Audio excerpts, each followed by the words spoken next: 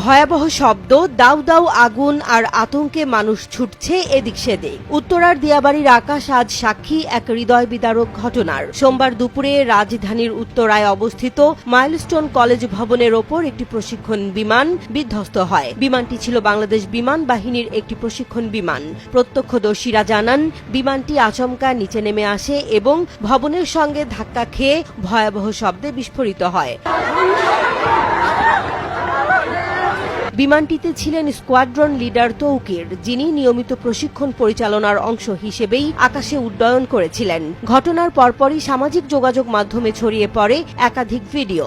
এসব ফুটেজে দেখা যায় দুর্ঘটনাস্থল থেকে আকাশে ধোঁয়ার কুণ্ডলী উঠছে এবং আতঙ্কিত মানুষ চারদিকে ছুটে বেড়াচ্ছেন।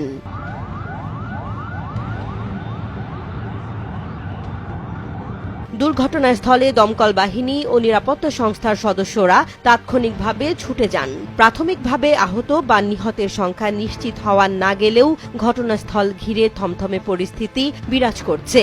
এ ঘটনায় কলেজ ক্যাম্পাস সহ পুরো এলাকার শিক্ষার্থী ও স্থানীয়দের মধ্যে আতঙ্ক ছড়িয়ে পড়ে। উত্তরার আকাশে আজ প্রশিক্ষণের গন্তব্য ছিল, কিন্তু তা রূপ নিল ভয়াবহ এক দুর্ঘটনায়। এ ঘটনার কারণ ও ক্ষয়ক্ষতি সম্পর্কে জানতে তদন্ত শুরু করেছে সংশ্লিষ্ট কর্তৃপক্ষ। এদিকে স্কোয়াড্রন লিডার তৌকিরের শারীরিক অবস্থা এবং নিরাপত্তা নিয়ে উৎকণ্ঠায় আছেন স্বজন ও সহকর্মীরা।